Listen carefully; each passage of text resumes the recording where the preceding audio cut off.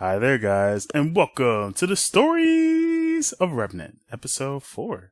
This is a podcast that loves to talk about RWBY, man.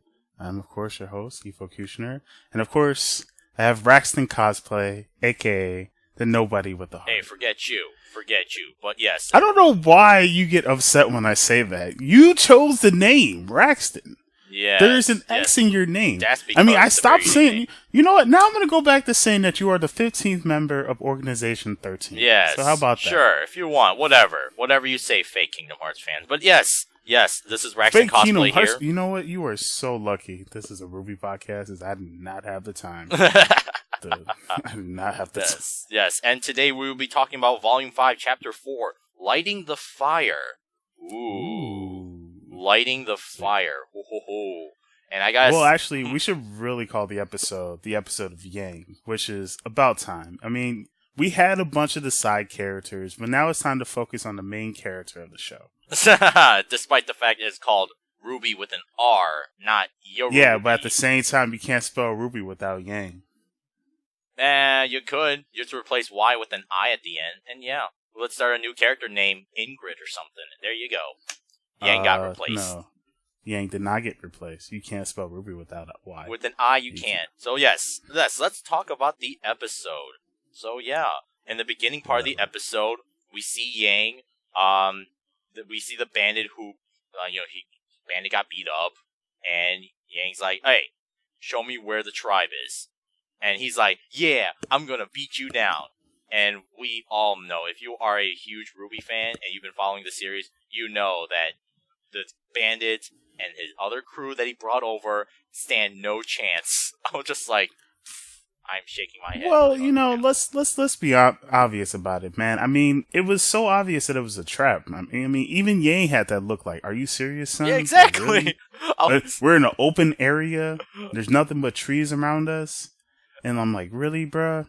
Really? I gotta do this shit? I know, man. I mean, Yang had that look. To me, I thought it reminded me of like a few Bruce Lee movies. Oh, yeah. Where it's like Bruce Lee just got into the fights where he's just like, I'm about to beat your ass. Why am I even doing this? Can't we just fast forward and you just take me to the place where I want to go that I'm telling you to take me? Exactly. Oh, you're wasting my time, you're wasting your time, wasting effort, and you're making me waste my bullets.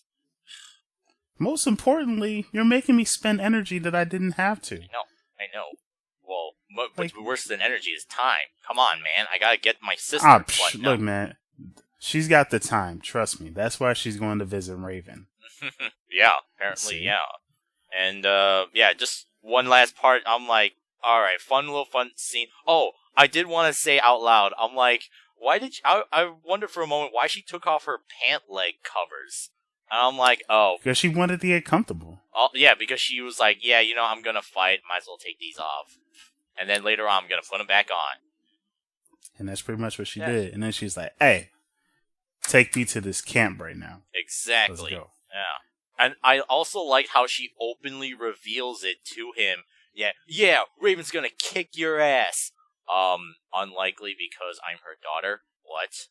Oh, shit. man. She's gonna kick mine. I know, exactly. I was like... I'll still kick your ass. Although Yang still has that weakness, man. Her right hand was shaking. I mean, her left hand. Yeah, her left hand was shaking. I don't know if that's like. That has been like a couple of times, 2 or maybe 3 times, and in the episode. It happens twice in the episode. Yeah, so. Twice. Excuse me. And I'm like, I don't think it's physical. It's got to be something like mental, right? Well, hell yeah, bro. I mean, she got her right arm cut off, man. Like, and yet she's struggling with her left hand. I can understand whether it was her right hand, but now it's her left hand. I don't know about that. I feel like she's still nervous about fighting. Like, she's gotten stronger, and she's gotten to the point where she can control herself. But, I mean, I feel like if she really gets into a challenging fight, she's going to break down. And I hate to say that about Yang because, like I said, she is the most important character of the show. Quote unquote most important. You forgot to add that. No, most important character of the show. You wish. So. I don't have to. Most important character of the show, but it sucks. So, yeah, we'll see. It could be. It probably is a mental thing. Or it could be her nervous. Or I think you're right. It might be nervousness about her meeting her mom. And when she was in the camp, she was just like, oh yeah, I'm putting on a big front. Oh wait, excuse me. Before we go on towards that part, there was a little side thing in between where they're like, RWBY is finally training unarmed combat against Oscar Pine. So until RWBY just got a really lucky hit, and then Osmond was like, you know what, let me tag in for a second. I know. And then RWBY forgot the most important lesson that even Gohan has had a hard time doing. And that is the lesson of dodging. Oh, yeah. Like, seriously. Like, RWBY, come on, man. We've been telling you this since season 1. You have to learn to dodge. Mm-hmm. If you don't know how to dodge, you can't fight, man. Yeah. Dodge, woman! Exactly. Dodge! Probably because she is the youngest member of Team RWBY. She hasn't learned yet, because by the end of it, she's still the youngest one of all. And she may have matured a bit, but still not there yet compared to, like, right. Yang or Weiss. It's alright. The best way to learn how to dodge is to get hit in the face a bunch of times. Ozpin knows what he's doing. Oh, That's why he kept going for those space strikes, man. Definitely. By the way, I'm going to rag on Oscar Pine going to Ozpin, just like how the Pharaoh from Yu-Gi-Oh! Whoa. Pause. Come on, man. First of all, even little Yugi learned how to duel. It took him a minute, man. You know, he had to learn from the Pharaoh. You know, like, that's the student apprentice mentality. You do realize, look, Oscar's gonna get this shit down. Oh yeah, he will. But right now, look, there's nothing wrong with him going Yu-Gi-Oh! Being like, yo, man, Ozpin, tag in. This chick just like. I know, man. That's my point. I'm like, in the entire course of Yu-Gi-Oh, how many times has Yugi dueled? And I'm like, 3 times. Yeah, I was gonna say it's less than 5 times the entire series, and I'm like, that's like several hundred episodes. It's always the Pharaoh, and I'm like, plus or minus. It's not always the Pharaoh. It's vast majority of the time, man. Who won the Battle City tournament? Who fought the Leviathan? I'm like, Joey Wheeler. Oh yeah. Actually, no, it wasn't even Joey Wheeler. It was really Seto Kaiba. Which, by the way, totally random, but when I saw Blake's new outfit, her long white coattails, I'm like, that reminds me of Seto Kaiba from Yu-Gi-Oh! So. Whoa. Her outfit, you know, the long white coattails? You know what I'm talking about. I know what you're talking about. So you're trying to say, like, she's a rich, you know. I meant outfit-wise. Okay. But anyway, yeah. Whatever. But going back to topic. Oh, yeah. Oh, we learned more about semblance. Yes, exactly. I'm glad and we learned that it's a part of you. Yes, exactly. And that it can grow with you. And we don't know what comes first. Does your personality form the semblance, or does your semblance form your personality? We don't know. I'm glad that RWBY is actually acknowledging this in the show, and not just in, like, wikias or in interviews or podcasts or whatever. So, I'm glad for that. So good job. Yes. Good job, Rooster Teeth. Yes, thank you, RT. Good job. But the most important thing we learned is that semblance can evolve. I know. So that means RWBY can go into a level 2 semblance mode. That means she might get super speed, and then she might turn blue, and then she might Super Saiyan Blue. We're going to talk about Dragon Ball Z. Okay, that's right. You did bring up Dragon Ball. No, actually, I was trying to reference Sonic the Hedgehog, if you had just let me finish, mister. Sure. Because RWBY said she goes super fast. Nora apparently got struck by lightning and doesn't. It was just another Thursday. It was a crazy Thursday. That sounds exactly what Nora would say and do. So. And then I'm pretty sure Nora's like, if it evolves, I feel like she's just gonna turn into lightning. Oh, she's gonna become the goddess of thunder. Oh man. Oh, basically. Oh my god. With the hammer. Yeah. She basically is Thor. Jane Foster Thor. Yeah. Oh my god. Why do you think I said that? Oh. Yeah, look at that. Ooh! I applaud you. I applaud you right there. I also like how they physically acknowledge that Jean has not found his semblance yet, so we can probably see Jean and Oscar bonding that way, because they're like, yo, man, everybody else found their semblance, and we haven't found ours yet, so. I think John's semblance is going to be, he turns into the Incredible Hulk. And then it'll literally be Thor Ragnarok on I have no idea. I honestly have no idea what it is. If they say it's based off their personality, I'm like, I don't know what it is. It's World Breaker Hulk. But my guess is it will. My honest guess is that it will show up when he takes on Cinder. that is Well, of course, man. I, You know what I feel like? He's gonna turn Super Saiyan, man. We're just gonna blonde. see a blindy flash of light, and then he's just gonna have blonde hair with blue eyes. Sure. Even though he already has that. So, ba-da boom. Ba-dam boom instead. Okay, so now let's going back to the third portion of the episode, and that, she comes face to face with her mother, Raven Branwen, and she says, "Hi, Mom." Yeah, hi, Mom. Exactly. And that she says it out to the whole Branwen tribe. I'm your daughter, and guess what? I don't really care about you. I'm just trying to use you because I need to get to my sister. And Dang. I know, wow. Cold-bloodedness sort of runs in that family, right? Yo, cold-blooded? Are we talking about Weiss right now? Are we skipping ahead to Weiss? Oh, Is that what you're saying? man. Well, I'm saying that... Oh, I heard shit. cold-blooded. Hey, we mean cold-blooded in other ways as well, man. But we saw that. She was like, yo, hey, what's up? Oh, and then we learned what Raven's semblance is, and I'm like, ooh, interesting. I wonder how she could have formed that when she first got it. You know what it was? I think when she first fell in love, that's when it activated. Oh, I was gonna say, or maybe. And then she's like, "I'd never want to let you go." Did you just sing a song? Because I'm pretty sure. Oh no! Although I could have. Oh, I thought that you did. Well, anyway, there's a few songs that can reference that point, man. Yeah, Trust me. I mean, we can go Blackstreet, we can go NSYNC, we can go 112, we can go. That is true. Well, anyway, back to the topic on hand. And Raven is just like, sure. How about let's have some dinner first? Why not? And no, what? You don't need no dinner. Exactly. Yang like, no, I need you to get there right now. Let's do it. It's implying that it's instantaneous transportation. So she's gonna show up like 2 feet in front of RWBY if she does this, or RWBY or Crow or whoever. And I'm like, it's with Crow. Yeah, with Crow. I keep forgetting that Raven and RWBY aren't related. Yeah, I like how Raven never referenced RWBY at all, other than your sister. Your sister. I'm like, your sister. I'm like, oh shit. I seriously, damn, you're not even going to acknowledge her? Yeah, I'm like, I seriously want to know what happened that broke up Team Stark. Was it Summer Rose? You want to know what it is? It was like How I Met Your Mother, except... man. All those crazy dramas. Yeah, I'm going to date you for a few years, and now I'm going to date you for a few years. Wait, I have a kid with them. Now I'm going to have a kid with them. Man. And all in the middle of this is Tai Yang. Oh, man. It's his... And you know what he's doing? He was just like, look, baby, I like you, but my heart is with, this other chick. Oh, man. And then Raven was like, oh, hell no. I know. Oh, my God. Seriously, she was pretty mad at Tai. She's like, great. Thank you, Tai, for telling everyone about it. And now you just told the entire tribe about my semblance. Which chances are, I'm guessing Raven hides a lot of things from the tribe. And that's probably something that she didn't want them to know.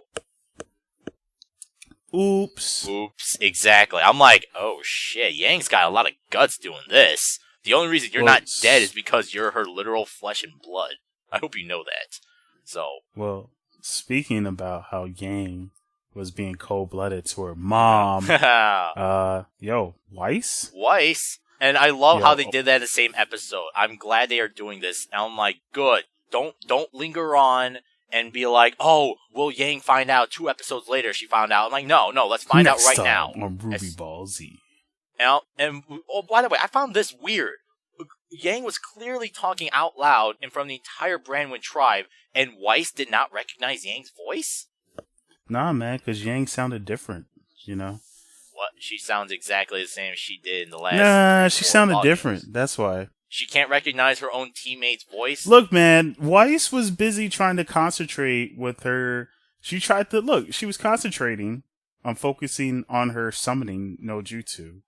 Yes. And, at the time, she probably wasn't thinking like, oh, this sounds like... I mean, she probably thought maybe that sounded like Yang, but you don't want to take the chance and be like, hey, Yang, I'm over here, So she waited, and then opportunity presented itself with one good punch.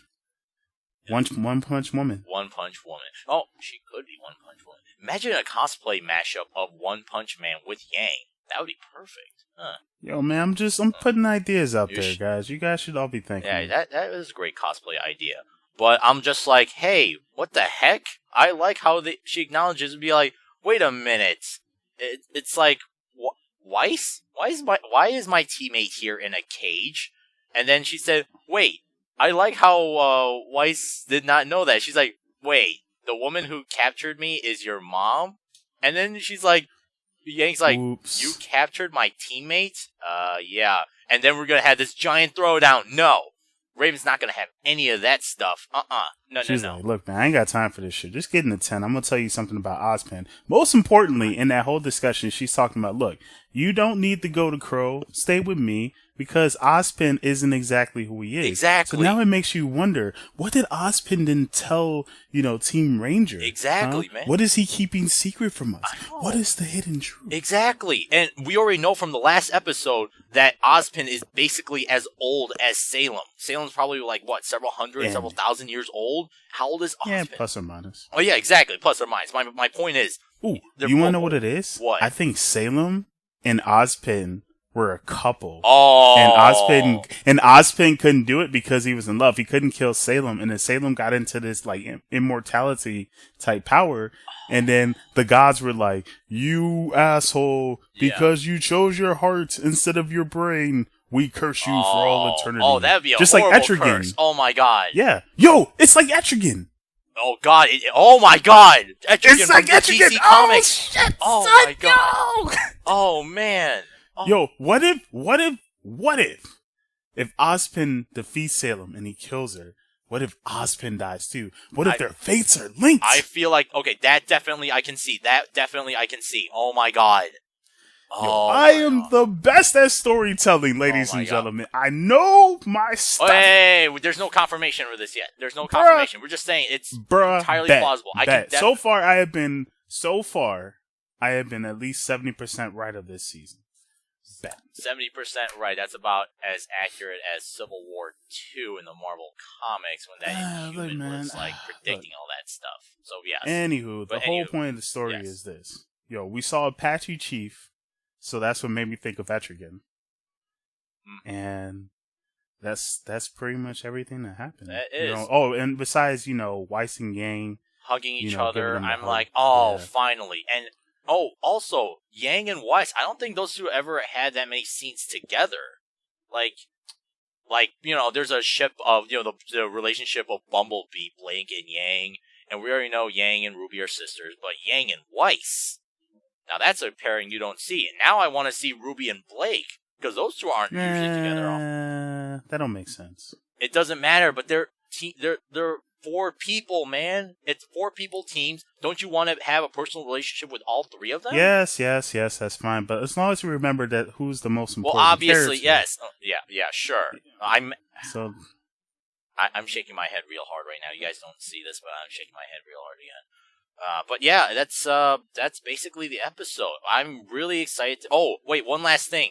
Vernal. One more thing. Vernal. She listened to Raven like just like that, man. She did not protest in any single way. She didn't say anything other than she was being shocked. She did not protest and be like, wait, Raven, hold on a second. No. She just was like... You want to know why? Because Raven would have backhanded her.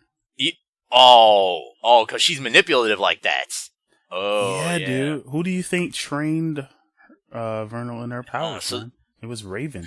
So you're telling me Raven can't, beat that chick's ass? She could easily beat that chick's ass, bro. Yeah, until Vernal... See, which leads me to realize, I wonder how much Vernal knows how much her true Spring Maiden powers. I'm like, you can take on the entire tribe and all this Grimm just like that. You can take them all down in like one punch, one swing.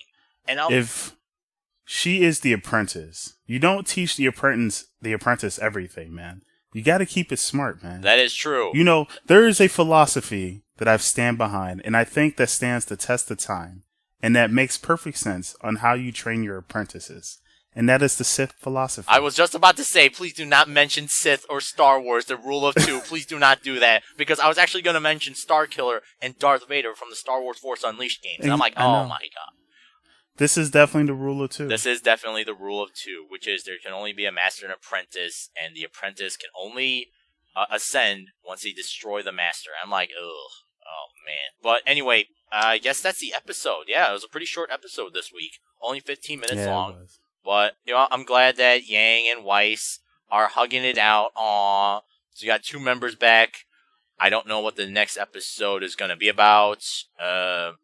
Let's see. The next episode is going to be noise. But that's next episode. Yes, that is. Right now. Yes. That is next week's episode, Chapter 5. It's called Necessary Sacrifice. Uh-oh.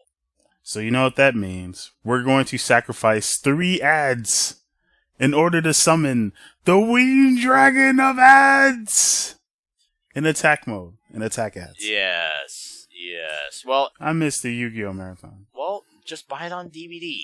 I don't think I keep trying to tell you. You need to watch it with other people. Yeah. Anyways, you can do it on your Twitch screen.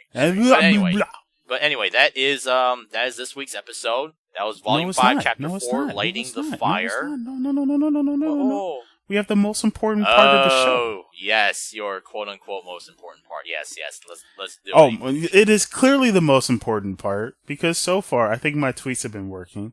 I think Barbara Dunkman has been seeing these nice little puns and liking them. And I'm thanks to Twitter's new 240 freaking characters, which is about freaking time, I can now put the full amount of puns that I want in my show. So, for those that don't know, and if you're watching this for the first time, don't you dare rush me. If this is your first time listening to the episode, by the way, thank you so much for listening. But I have been going on this crusade and trying to bring Barbara Dunkman and the rest of Team RWBY to C2E2 and ASEN. Which is Anime Central, which is Chicago's biggest anime convention. Damn right it is. Anyways, I want them to come to Chicago. And I figured the best way I can do that was not by sending a letter, not by making some video, pleading to them and crying a river, but no. By doing what Barbara loves best. Punning her. Look, man, she likes puns. I like puns. I basically am a pun. So, I've been sending her a pun a week in order to get her to come to C2E2 or ASEN. Or both. Hell, if I can get both, that'd be... But I think it's working. It's definitely working. I can feel it. I have the positivity. So the pun of the week for Barbara Dunkman that I'm about to send is this. What's the difference between an oral thermometer and a rectal thermometer? I feel like this is a very dirty joke, which she will probably like, but I don't know. What is the difference between an oral and a rectal thermometer? The taste. Depends on who you ask, but yeah, I can see that. Damn right. So it's a pretty good one, right? Not bad. Huh? Yes, it is. Well, I've also seen plenty of hentai, so. And anyway, send. Yes. Well, Efocutioner, I hope you actually put in the request for the conventions to send them out, because I hope you know the relationship goes both ways. So, they want them to come, and they would want to go to there. So, yeah, I hope you know. Whoa, pause. If she came, I would definitely take the trip. No. I would definitely take the trip out to Texas. Would want them in the first place. You forget that relationship. And what relationship? The relationship of the convention wanting the guests. I really hope you're putting in the request. Why wouldn't the convention want them? Like, come on, man. But how would they know? How would they know that you would want them there? Because I'm sending her upon a week. The conventions aren't going to listen to that. They're not going to care about that. You gotta put in the request, man. You gotta put in an official request. Alright, I'll put in the request. Anyways, apparently you don't want them to come, so apparently not. I damn right. Why? Because you're not doing everything. You're not doing everything. Oh, I am doing everything in my power. You haven't even put in the request. Look, man, yet. Don't make me have to yank you, okay? Yeah, I'd like to see that try. Yeah. Well, anyway, everyone, that was our podcast for the week. Volume 5, Chapter 4, Lighting the Fire. Hope you guys enjoyed the podcast and the episode. Efocutioner, is there anything else you want to say before we head off? Yes, man. Please check out my podcast, The Chronicles of Gamers, where we like to talk about video game news. Yes, exactly. And we also have a new podcast starting. It's called Long Live Play. Ooh. It is our PlayStation podcast. Ooh, yes. And there are plenty of games for the PlayStation, unlike a certain other console system. But yes, definitely check it out. It is definitely worth checking out. Efocutioner, Chronicles of Gamers. Very good insight. And if you also want to see my cosplay and convention adventures, go right ahead. I'll be doing a convention and doing also reviews for other stuff. My next video is actually going to be about Days of the Dead. It is a horror convention taking place in Schaumburg, Illinois, pretty close to Chicagoland area. So if you live anywhere in the Midwest, you love horror, Days of the Dead is where you want to go. So. Oh, I love horror, and I definitely know about that event, but that's definitely not Chicagoland. Yeah, that they say that even the Bro, I'm the gonna hotel tell is you one called more time. Chicago Schaumburg Marriott. Okay, Hold on. For my listeners, I'm gonna tell you this right now. If you cannot take the CTA anywhere, if you can't take the public transportation, it is not technically Chicago. Done. You could. There's also the Pace Bus. That is not Chicago. That is the state of Illinois. Well, that is what it is. So I'm just telling you just facts. Putting it out there. All right, now I'm done. That's a pet peeve of mine. I hate when they say Chicagoland, and it's nowhere near freaking Chicago. Schaumburg is definitely nowhere near Chicago. That's like someone coming over from New Jersey saying, "I'm New York." Hey, a lot of apparently people from New Jersey actually say that. They say it's... Well, guess what? They're not. They're from New Jersey. And yet a lot of people who live there say that. Well, anyway, that's a subject for another time. So yeah, sorry. Yeah, so that is our podcast for today. Check out Raxton Cosplay, myself for me and my crazy cosplay and convention adventures. So Hey. So, anyway. Yes. So anyway, right. That's our day. I hope you guys have a good day. Hope you guys had fun. And please remember to watch RWBY. It's a lot of fun. So yeah, it's definitely animation is great. Storyline is really in depth. Characters you're gonna love. And Yang's really great. Yang is great. If you ever meet their voice actors, they're actually pretty fun. Especially Lindsay Jones and Barbara Dunkelman, the people who do RWBY and Yang respectively. So yeah, but they're not better than the actual characters. So yes, all right, that's enough for this. Is Raxton Cosplay signing off, and this is May the Yang be with you. Yeah, may the Yang be with you.